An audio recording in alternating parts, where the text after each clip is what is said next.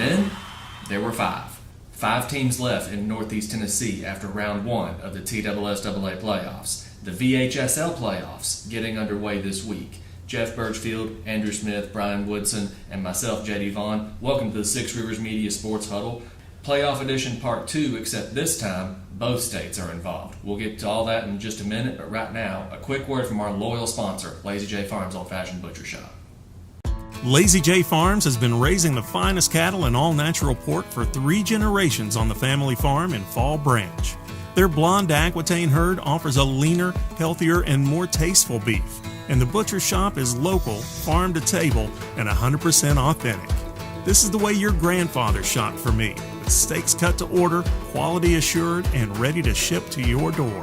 Open Thursday through Saturday on Bloomingdale Road in Kingsport. Come see us. You know, sometimes it's better to be lucky than good, but you know what? This time of year, you make your own luck. And that was exactly the case in Johnson City on Friday night. Science Hill gets the win over Cleveland, 30-28, but it almost wasn't. A bad shotgun snap changes everything.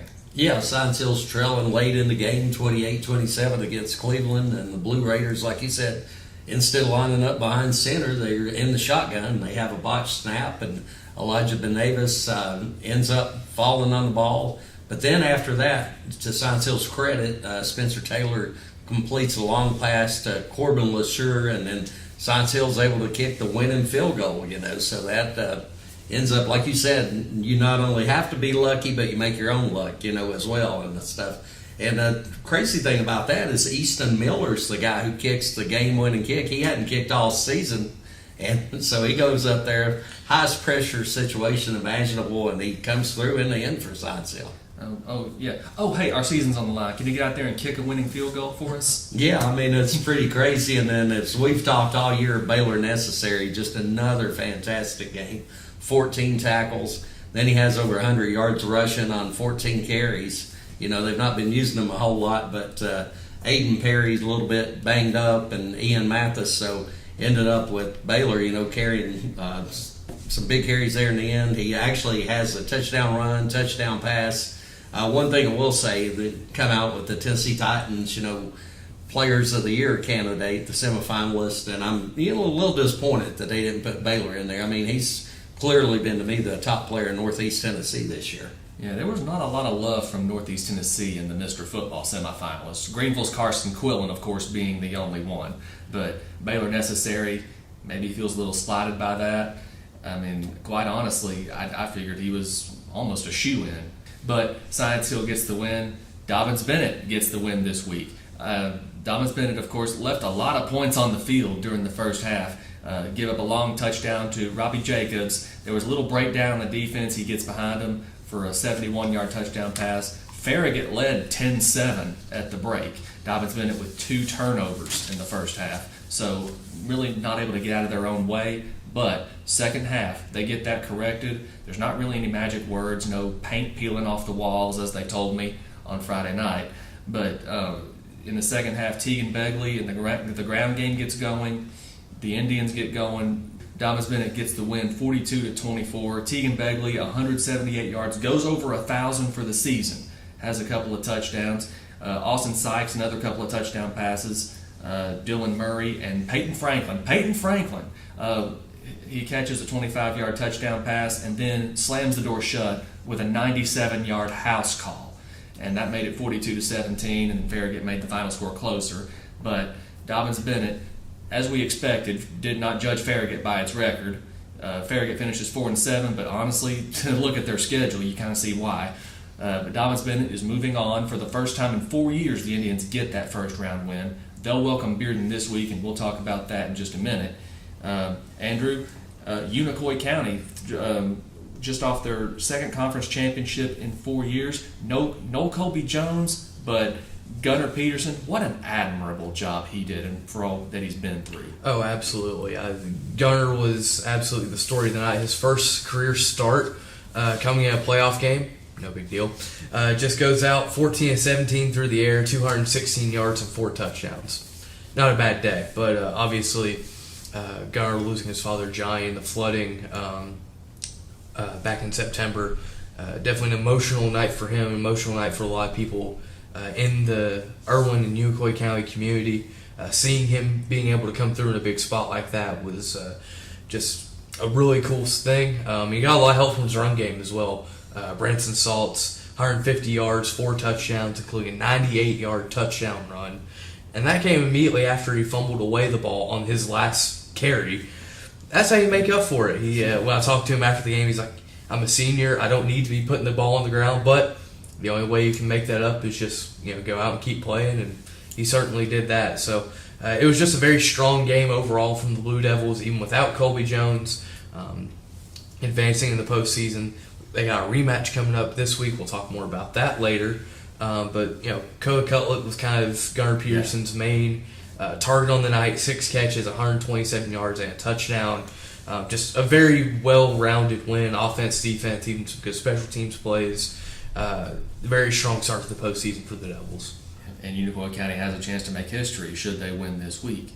And we'll talk about that more in a minute. Brian, you, of course, were in Scott County, Virginia. You were in Clinchport last week. The Scott County Super Bowl. Rye Cove had never had a 10-0 season. They get it done Friday night. And you were there, and they get it done 61-6. Yeah, this was honestly a physical mismatch. I mean, Twin Springs just had so many injuries, and you could honestly see it before the game. And then 2 plays out, they open and kick, they take back for a touchdown. Twin Springs gets the ball, fumbles it, the guy picks it up, takes it for a touchdown. So it's already 13-0. They haven't had the ball yet. They scored 48 points on 13 plays in the first half. Landon Lane was his usual self, 125 yards rushing and 2 touchdowns, and 3 for 3 passing for 3 touchdowns. And he ended up with 1,000 yards rushing and passing this year, which is terrific. Honestly, I honestly was worried if somebody was going to get hurt, and unfortunately Bryce Parks for Twin Springs scored their only touchdown, and then it did get hurt, and it was a long delay, and everybody was concerned. And Coach Warner's think he probably had a concussion, but he was hauled off on a golf cart. And after that, it was kind of hard to. Football was pretty much secondary to that. You just wanted the kid to be okay. He was, it was just luckily the rest of the game, the second half was a running clock, so it went fast. And after the game was over, the Racco fans were celebrating, and the players came out there with the Cumberland District Trophy and the 10-0 banner, and they were all excited, and this community's all excited about their Eagles. And Coach Collier said the same thing. He said he's so happy to see how happy they were. He said we got to quit bringing it up 3 years ago when this program shut down mid-season. But it's amazing what they've done there in 3 years. Yeah. Twin Springs, of course, on the opposite end, they just went through so many injuries this year. Yeah, you can't do that. After a while, especially at small schools, it's tough. Yeah.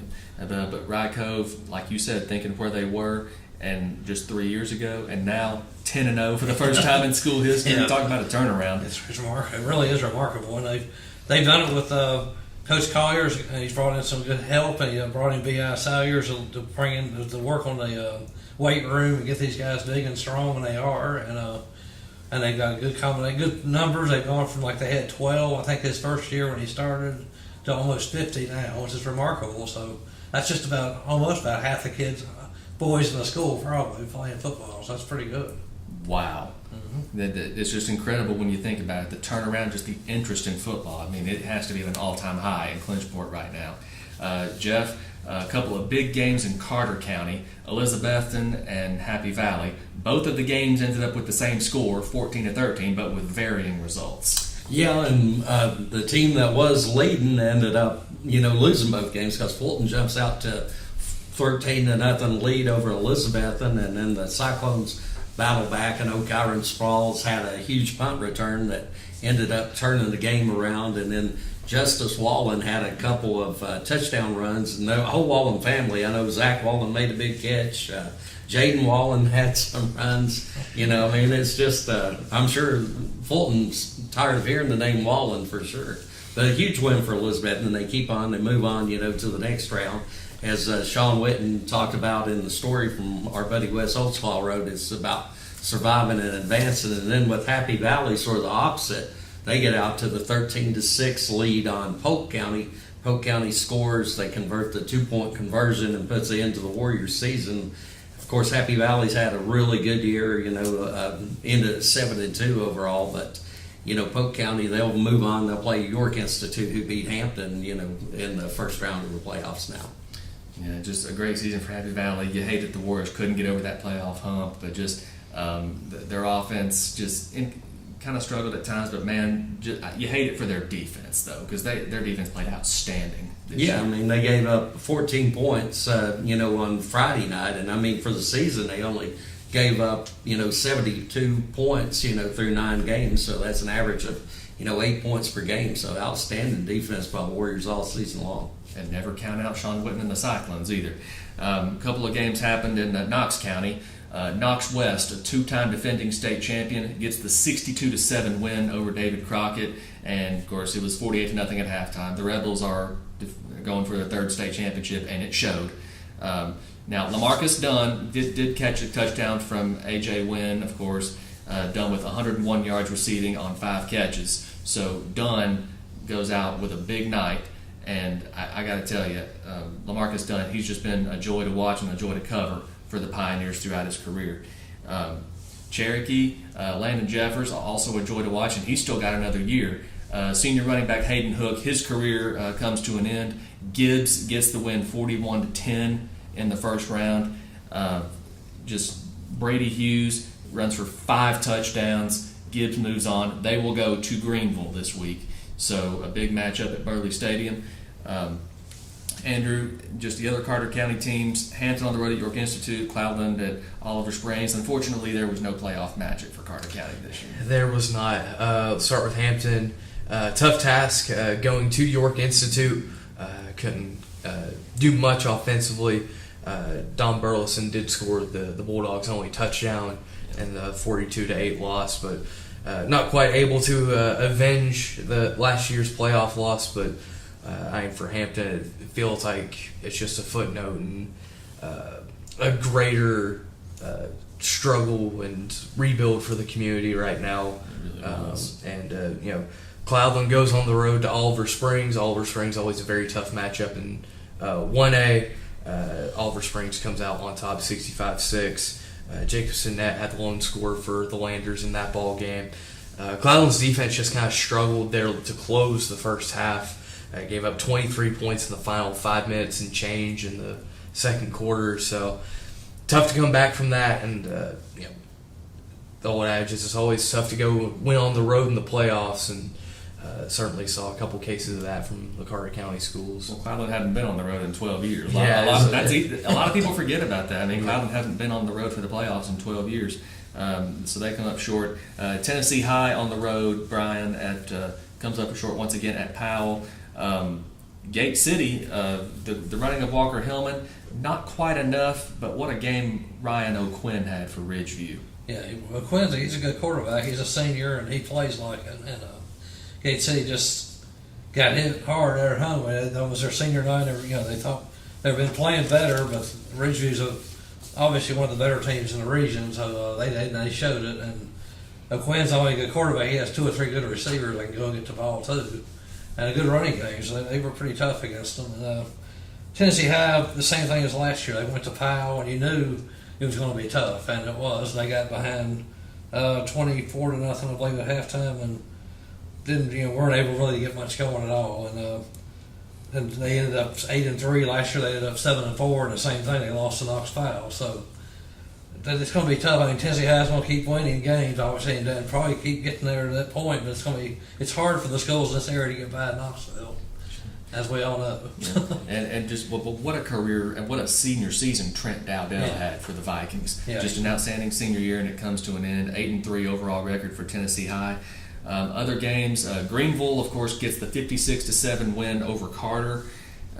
Austin East goes up to Johnson County and gets the win. The Longhorns, after that 8-0 start, just unable to keep the momentum rolling.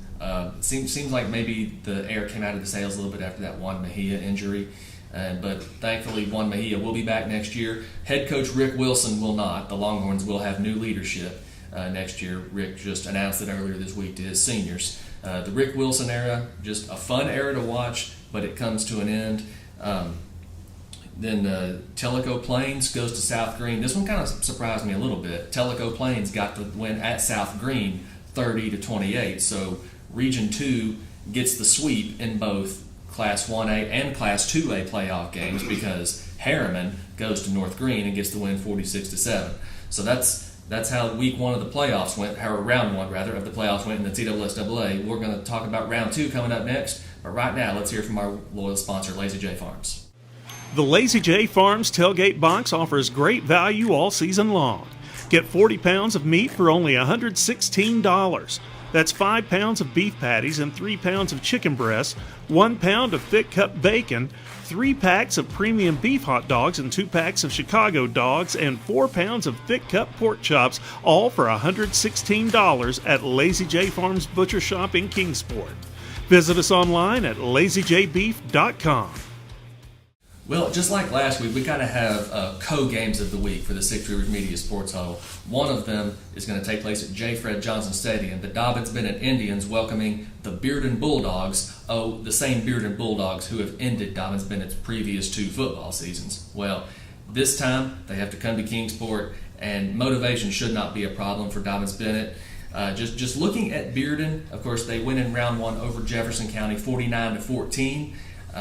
The Patriots just unable to keep the Bulldogs contained, and there was several times with busted coverage, and Bearden took advantage every time. You cannot have busted coverage on the back end against these Bearden Bulldogs. Offensive lineman Charles Humphrey, quarterback DJ Hunter, wide receiver Damian Lavelle, and I'm sorry if I'm pronouncing that wrong, running back Jason Thompson. What do those 4 guys have in common? Well, all of them have Division I football offers. Dobyns-Bennett coach Joey Christian told me it was the finest group of individuals he had ever seen assembled on one team. So these Bearden Bulldogs, very dangerous. Yeah, it's an extremely talented football team. You look at some of the guys they have, the offers they have. It's probably the best group of individually talented players that we've seen up to this point. Good, our kids I thought really played hard all game, kind of couldn't get out of our own way offensively in the first half, but defense, one play we have a breakdown in our eyes and our coverage bust and give them a touchdown, but other than that, I thought we played, defense played really, really good all night. They completed one on their sideline. It was just a great throw and a great catch. But our defense was lights out, no doubt about it. And then in the second half, once we did get out of our own way and decided we was going to run the football a little bit, then offensively we really took off and was able to kind of have things our way on that side of the ball. Listen, we've gotten so much better in the back end. I think our, when our safeties are locked in, Xavier Goodwin's playing really, really good right now. When Tegan's locked in, he's as good as there are, especially as a post safety or middle field safety. Our 2 corners ain't the biggest guys, but man, they play so much bigger than they are. Jackson Sensabaugh and Jalen Thomas do such a great job. I put them, up against, as far as the duo of corners that at one time, as good as we've had at one time. And then, outside linebacker, Gabe Marshall, what can you say about him? Gabe's gotten every ounce of ability out of his body this year. So our back end, yeah, it's a big ask, but but it's, we coach those guys. We coach them and they take the coaching, and the coverages work out, and we got to hold our leverage and do some things and have great man eyes and zone eyes, depending on what we're in. But I like our guys' chances there. Bearden has beaten Dobyns-Bennett in the first round each of the past 2 seasons, 14-6 at Kingsport in 2022. Last year, 27-0 in Knoxville.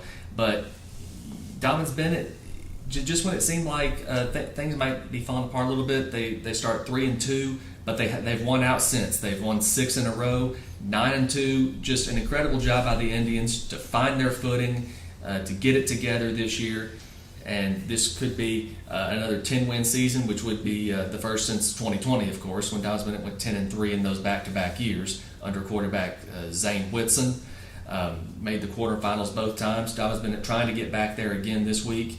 That game, of course, set for a 7 o'clock kickoff at J. Fred Johnson Stadium. At 7 o'clock in Maryville, Science Hill gets another shot at the Red Rebels, speaking of revenge. Yeah, I mean, Science Hill comes so close to beating Maryville, within 3 seconds of beating Maryville. You know, back earlier this season, Maryville's got a 13-game winning streak against Science Hill, but Science Hill led most of the game back in September. Ended up, got a big fourth down stop, the Rebels did, and, you know, late in the game, like 2 minutes, 21 seconds to go, and then they go on an 87-yard drive, and then Price Davis, who's actually rushed for over 1,000 yards this year for the Rebels, he ended up getting the winning touchdown. But, I mean, Science Hill had some great highlights in that game. You know, I know we talk about Baylor Necessary a lot, but he had like a big 72-yard run right before the half that had given Science Hill the halftime lead. And, I mean, they dominated the game for, you know, large stretches of it, especially on the ground. I know they nearly doubled, you know, Maryville's production on the ground, but Rebels were able to move the ball through the air. Will Jones, their quarterback, really talented player right there. So it's going to be tough. I mean, Science Hill going on the road at Maryville, but, you know, this is the first time I think people are looking at this matchup and thinking, yeah, Science Hill could go down there and win this thing. Yeah. And this time of year, what does they say? You make your own luck. Yeah. And that's what Maryville did in that first game, and that's what Science Hill did in round 1 of the playoffs. Oh, that was something else last Friday night, wasn't it, Stacey? It definitely was, and we feel very fortunate. You know, our kids kept battling. Hadn't had a lot of breaks in the last 4 quarters of play. I mean, we really hadn't.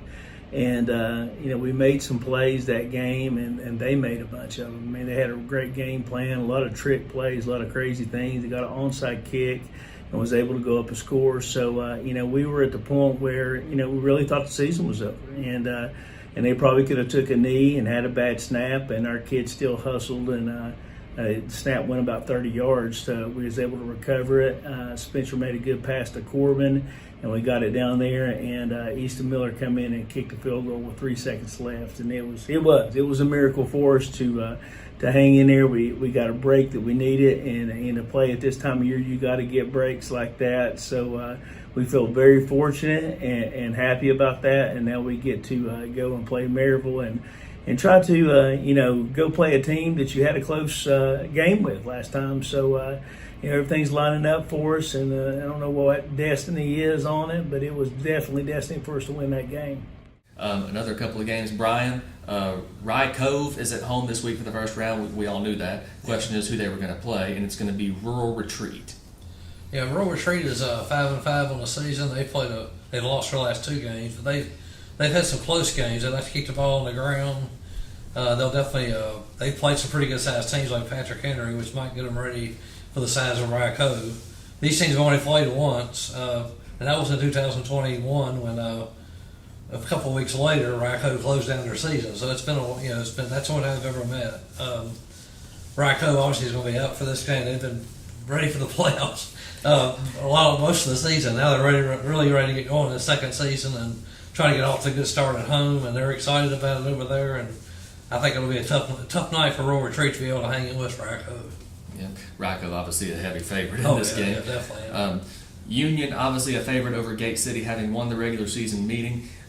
Jeff, of course, you covered that meeting, and for either side, let's just say that night did not go as planned. Yeah, that wasn't quite what they expected, because as the night the lights went out in Scott County, and so the game actually ended up moving down here to Dobyns-Bennett, and had like an 8:30 start. So I don't know how much you can take from that. I do know though Union's always, you know, strong up front. I mean, they're going to be a tough team to handle, but in that game, you know, Gate City able to make some big plays through the air. You know, they're going to be a well-coached team. Coach Al Strikes always does a great job with them, and then Coach Turner up there at Union does a terrific job as well. Keith Chandler and Cam Bostic, a couple of big games for them, for Union that night. Gate City and quarterback Zane Reed, they stay in the game, but Union gets the win by 9 points. Obviously, the Bears will be favored, but it's the playoffs and it's Bullitt Park. Anything can happen this time of year.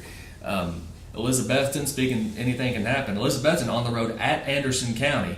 The Cyclones, each of their past 2 seasons has come to an end in this round at Anderson County.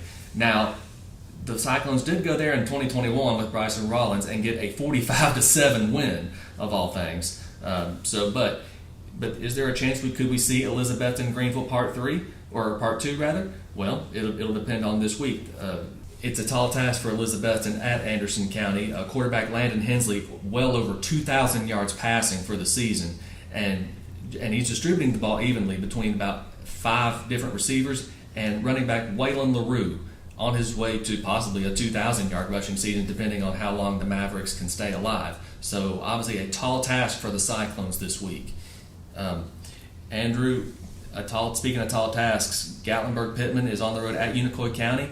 Unicoi County has a chance for revenge in this game, but it's not going to be easy. It certainly won't be. It never is with Gatlinburg-Pittman. It seems like they're always a tough foe no matter who they're taking on. But Unicoi County mentioned a chance for revenge. The Blue Devils dropped to 34-13 in Gatlinburg, but that was immediately after all of the flooding. So definitely a unique circumstance for Unicoi County going into that game.